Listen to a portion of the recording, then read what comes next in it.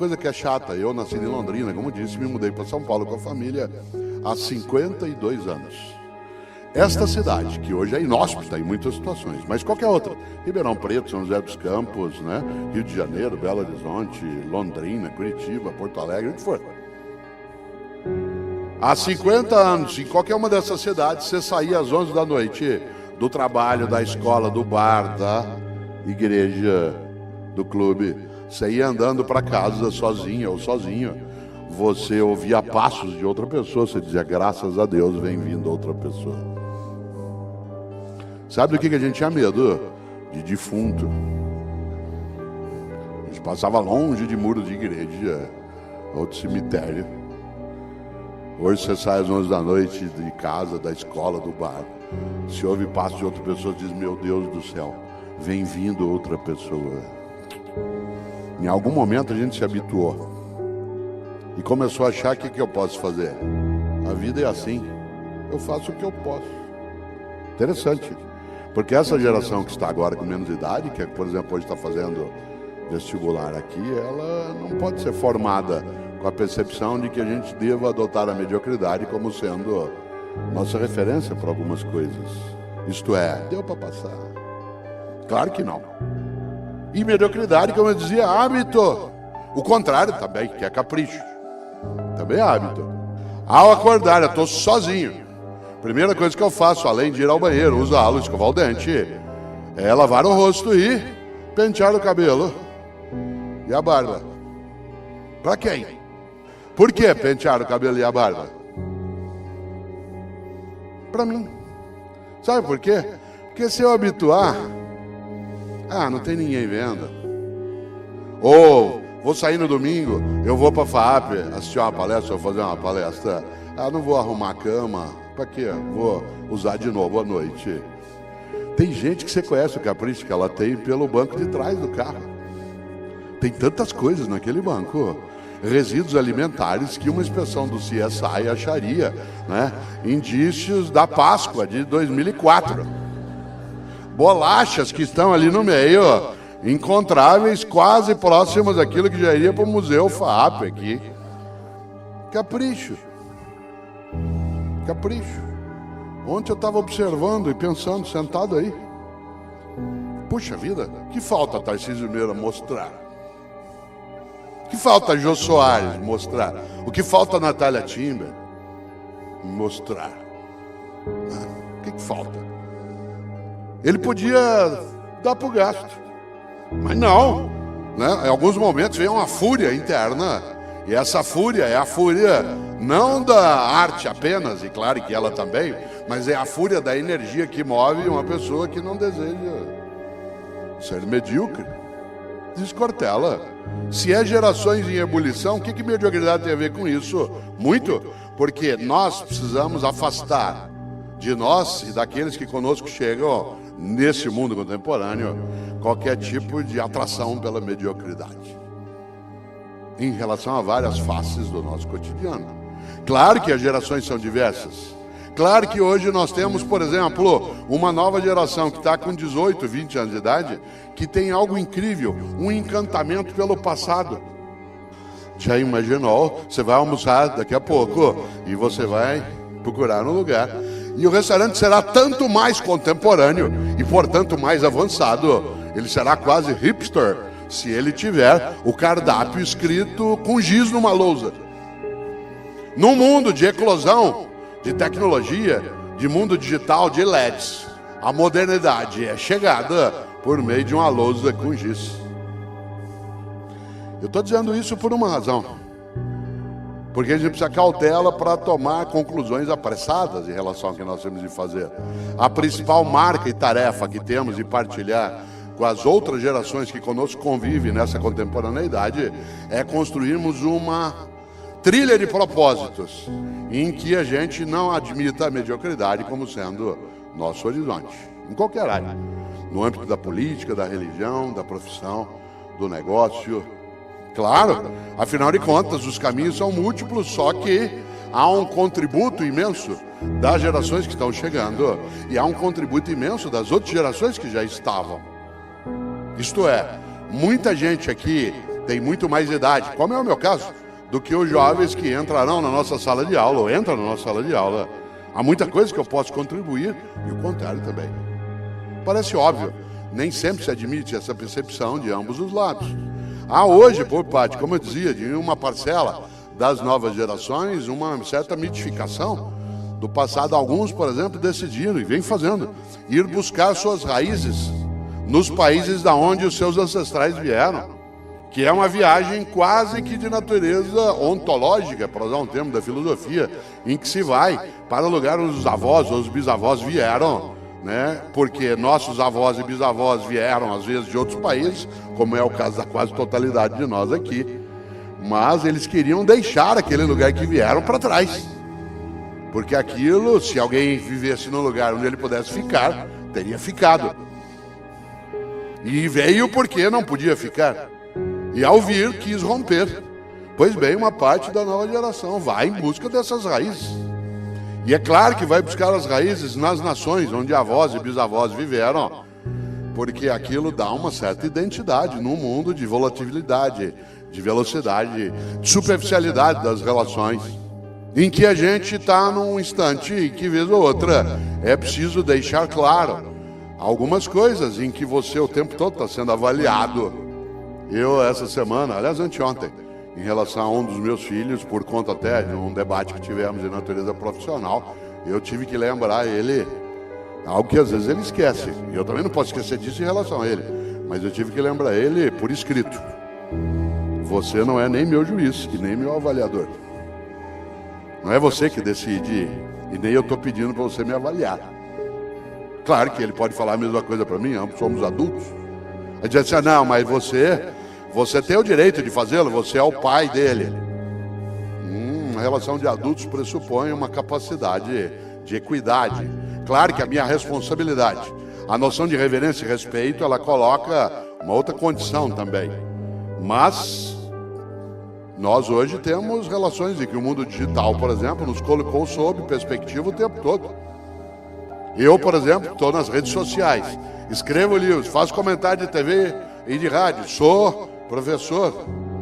O número de pessoas que decidiu que ela pode palpitar sobre a minha existência, sobre as minhas escolhas, minhas opções, o que eu falo, o que eu escrevo, é imenso. Você já imaginou? Pessoas escrevem dizendo, você precisa tirar essa barba. Quase que eu respondo de volta, o que você tem com isso?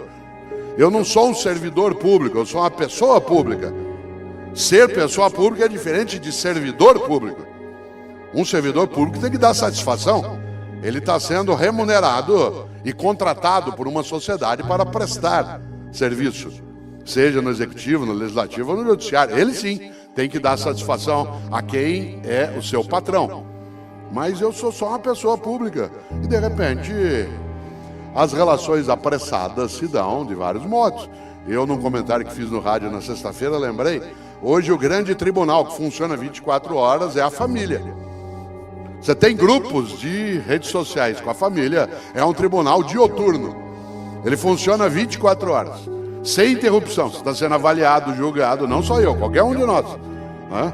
Se você não der bom dia para todo mundo, às 7h12, se você deixar algum para trás, parece uma ruptura de sangue.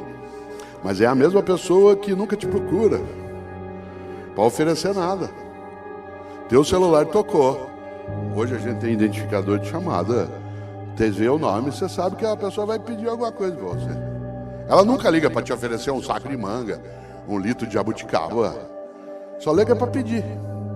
Mas te avalia, te julga, se chateia, fica melindrada ou melindrado se você não responde bom dia, família.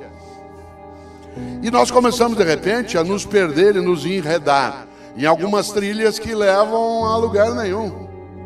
E não sobra para nós tempo para aquilo que é importante. Nós passamos uma boa parte do tempo cuidando do urgente e deixamos o importante de lado. Claro que o urgente tem o seu lugar. Aliás, o urgente também tem que ser lidado, mas ele não pode obscurecer o importante. Por exemplo, o que é urgente? Garantir modo de sobrevivência, mas não é a qualquer custo. O que é urgente? É você lidar com aquilo que é a tua tarefa, que aliás te dá o retorno em relação às tuas condições, mas ela não é exclusiva. Uma parte de nós, repito, se dedica e está formando novas gerações com a perspectiva do urgente, deixando de lado o importante. O que é o importante? O importante é aquilo que faz com que a vida tenha propósito. Afinal, um dia partimos. E meu avô Ettore, italiano, todos os dias, quando nós, os netos, acordávamos de manhã, e ele vivia no interior de São Paulo, e quando a gente lá estava e podia encontrá-lo, meu avô, todos os dias, quando a gente acordava, ele nos perguntava sempre duas coisas. E eu passei a vida perguntando isso aos meus filhos, e agora, quando posso, pergunto aos meus netos. Todos os dias, assim que a gente acordava, ele perguntava: quais são os teus planos para o futuro? Todos os dias. Isso era irritante, porque isso nos obrigava a ter que pensar em futuro. E eu só queria aproveitar aquele momento. E ele dizia: não é para você não aproveitar, apenas que você não pode só aproveitar o momento. Isto é, como diz o Contardo Caligares, um grande psicanalista italiano, é parte da nova geração. Ela vive hoje como se ela fosse adulto em férias. Não trabalha, não cuida, vai ao cinema, passeia, janta fora. Ela vive como se ela fosse um adulto em férias. Claro, e aí cai numa armadilha. Confunde desejos com direitos. Eu quero, você tem que me dar. Você deu é pouco, quero mais. Como se você fosse apenas alguém que tem a obrigação de prover meios, condições, felicidade e exaurir a tua existência. Pais e mães, você já viu, você teve, claro, você sabe, filhos pequenos. Há pais e mães hoje com crianças pequenas que passam o domingo hoje, o dia inteiro, à disposição de seus filhos, tentando fazer com que eles tenham ocupação, usando um argumento curiosíssimo: é porque a gente precisa conviver mais. Você acha que meus pais conviviam comigo quanto tempo? Nas refeições, que foi o que a gente tirou fora, em outros momentos. No resto do tempo, a gente queria a distância de adulto. Aliás, era assim que a gente se divertia, na ausência de adulto, e não com adulto comigo. Hoje, você vai, por exemplo, a um buffet infantil, e lá existe uma figura que é necessária até, mas que é inacreditável no século XXI, chamado animador de crianças. Uma geração que precisa de animador, tendo 10 anos de idade, está com algum tipo de distúrbio. Famílias inteiras saem de casa, hoje, domingo, saem de casa e vão ao restaurante comer comida caseira. E saem de casa para fazê-lo. Tem algum tipo de doença nisso. Gente, vamos comer comida caseira, vamos embora. Vai todo mundo. Sai de casa para comer comida caseira. Tem alguma perturbação psiquiátrica nessa questão.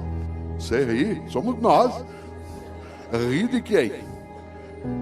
Animador de criança, criança aos 10 anos de idade, 12, ela nem tem hormônio, ela tem demônio. É uma coisa, né, de outra natureza, aquilo ferve numa outra direção.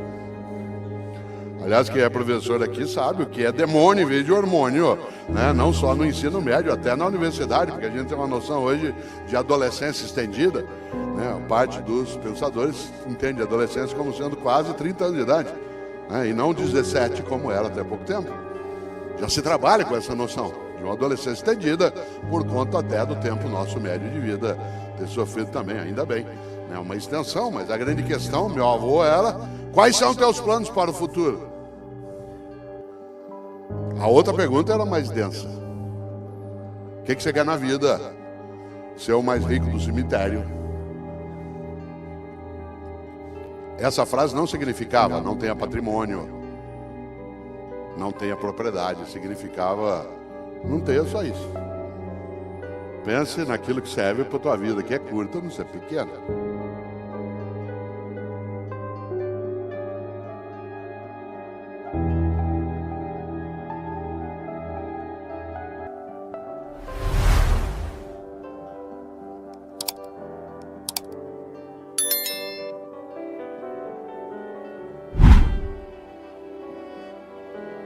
Caminhava outro dia em São Paulo, encontrei uma pessoa que disse: professor, tá difícil o Brasil, tá complicado, eu não aguento mais, eu acho que eu vou me matar.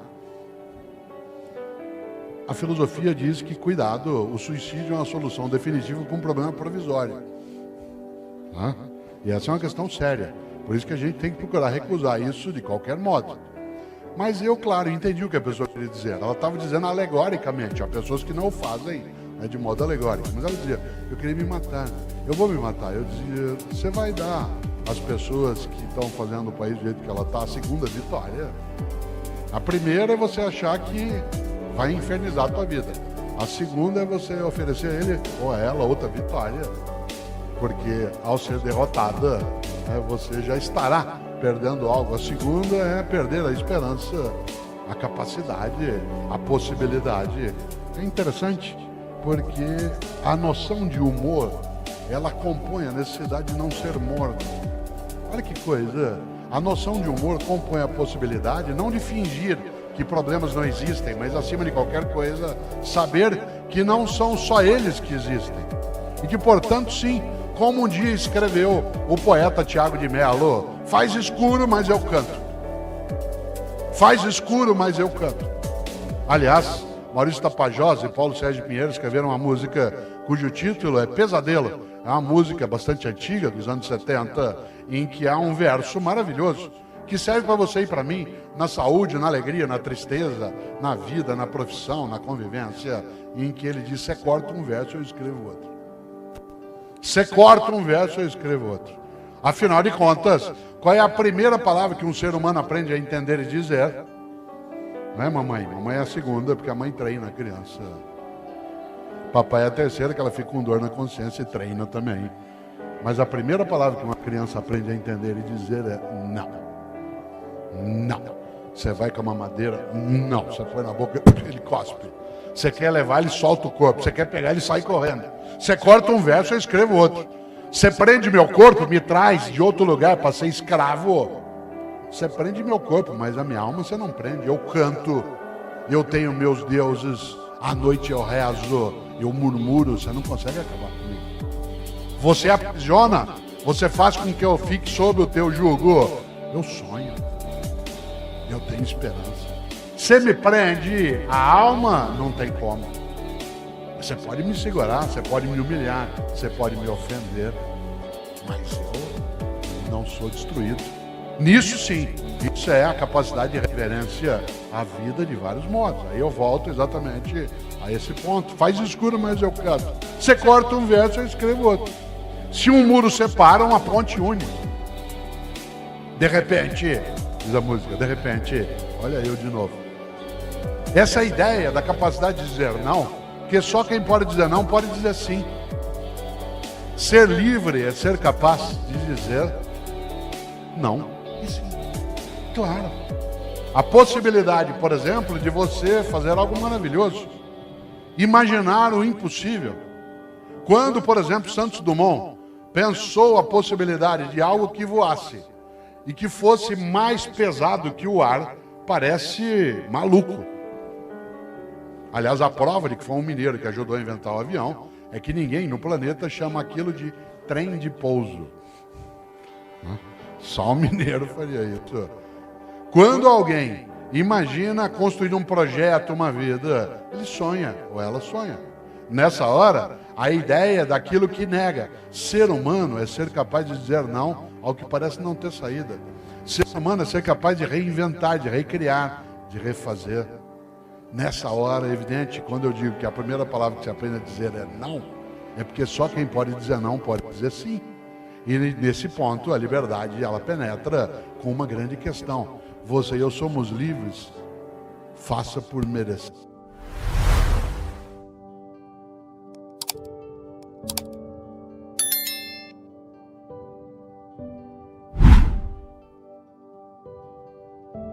Eu conheço várias escolas e instituições, e eu falo de educação aqui porque ela é formativa, em que as crianças, ao terminar a atividade, elas arrumam a sala, elas guardam os brinquedos. É uma atividade pedagógica também, vocês dizem, mas para quê? Tem alguém para fazer, ela já paga, ou é do poder público, já está no tributo, não. Não é ela fazer o serviço de um adulto.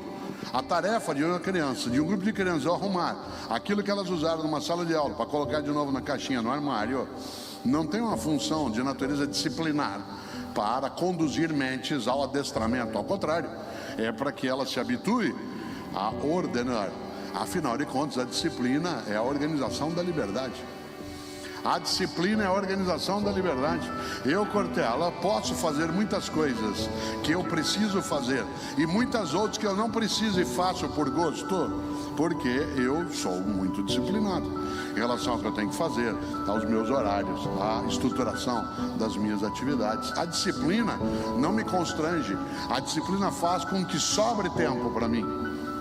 Muita gente diz assim, como é que você arruma tempo? É da CBN, é da TV Cultura, escreve livro, faz palestra, viaja, encontra pessoas. A disciplina organiza a liberdade e a disciplina é uma das essências do capricho. O capricho se apoia exatamente nesta capacidade de olhar uma cadeira, encontrá-la torta e arrumá-la de leve. Assim você está cada vez mais ficando psicótico. Você sai por aí arrumando cadeira, às vezes. E não é apenas por um desvio de conduta, mas acima de tudo pela capacidade de eu não me distrair. E você sabe o que é capricho, eu sei.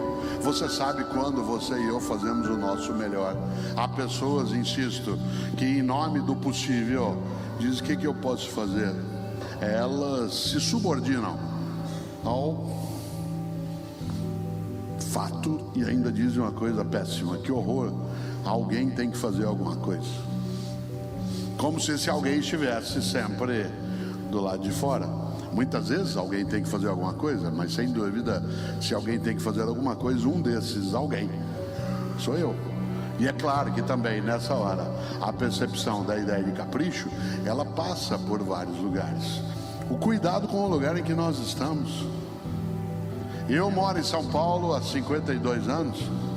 A gente já degradou muito a nossa condição ambiental nos lugares. Cuidado, a gente perdeu o capricho. Pior, a gente se habitua. Pior ainda, a gente acha normal. Quer ver um exemplo? Quando me mudei com a família para São Paulo, há 52 anos, a cidade tinha, como tem até hoje a capital, 2 rios estupendos. O Rio Pinheiros e o Rio Tietê. Tem muitos outros, hoje já cobertos pelo asfalto. Você sabe que embaixo da Avenida 23 de Maio tem um rio, embaixo da Avenida Pacaembu tem outro, embaixo da Avenida Sumaré tem outro. De vez em quando eles vêm à tona e reagem. Mas os 2 rios mais externos e mais evidentes, que são o Pinheiros e o Tietê. Quando me mudei para São Paulo há 52 anos, aqueles 2 rios eram navegáveis. A gente nadava lá no final de semana. Eu ia pescar com o meu pai no Rio Pinheiros, no Rio Tietê. A gente nadava. Aliás, vários times e clubes se instalaram na margem do Rio Tietê com o nome de Clube de Regatas. O Corinthians, que é um dos grandes times da nossa trajetória, tem como símbolo um timão, por conta dele ser um time ligado à navegação, antes de até de lidar com a ideia de futebol. Por isso, a gente ia lá. Pois bem, esses 2 rios estão mortos. Nós os matamos. Eles fedem. Perdemos o capricho. Pior, a gente se habitua. Pior ainda, a gente tem saudade. Quer ver um exemplo? Você está chegando em São Paulo amanhã cedo, entra na região da Marginal Pinheiros, vem aquele fedor, você fala, que bom, já estou chegando. Você está voltando agora no final de semana pela Ayrton Senna ou pela Dutra. Você entra ali do lado da Marginal Tietê, aquela coisa horrorosa. Nojento, você diz, ai que bom, já estou perto. Você pousa no Rio de Janeiro, lá no aeroporto do Galeão, na Ilha do Governador, naquele mangue pútrido, aquela coisa que quando abre a porta do avião vem aquele fedor. Ai que bom, já cheguei. Cuidado, a gente se habitua com o podre, a gente se acostuma com a falta de capricho, a gente começa a achar que é assim.